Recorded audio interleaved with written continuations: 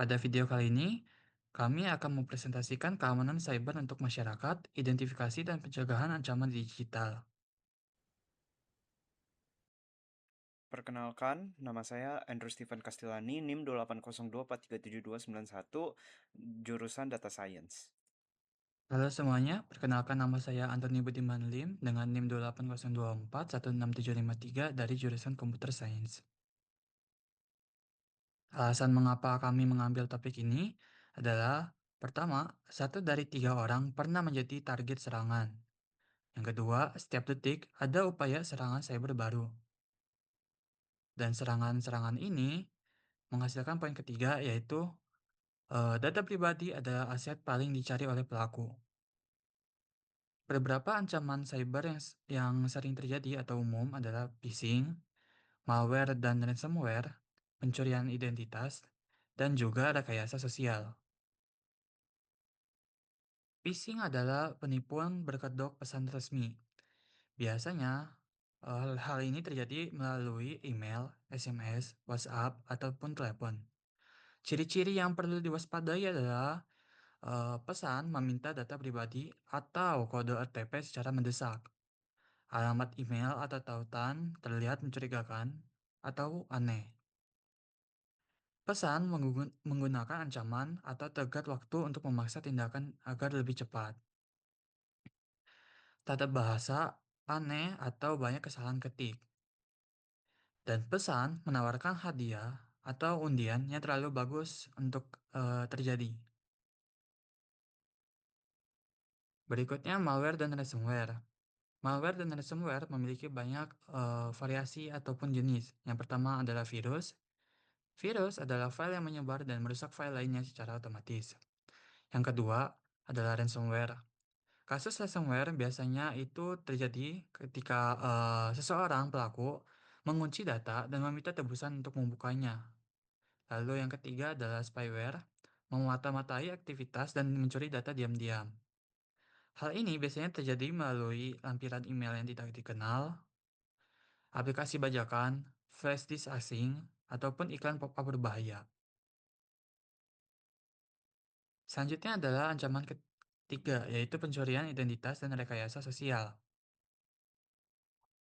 Hal ini biasanya terjadi ketika pelaku menyamar sebagai petugas ataupun customer service, seperti berpura-pura menjadi pegawai bank, polisi, ataupun customer service lainnya.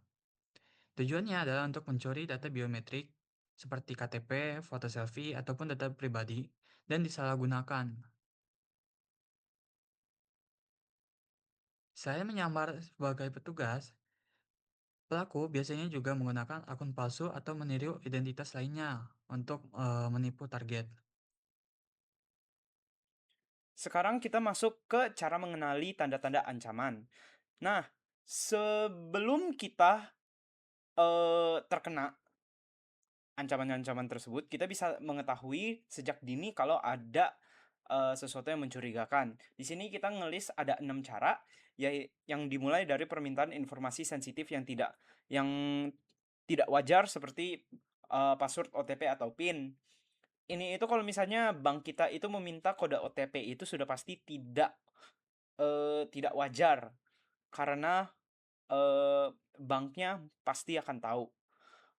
2, rasa urgensi berlebihan. Kalau misalnya orangnya itu ngomong, "Kamu harus segera melakukan ini atau akun Anda akan diblokir." Itu udah pasti nggak mungkin, karena mereka mengetahui bahwa jika kita itu berpikir tidak jernih, kita lebih mungkin untuk tertipu.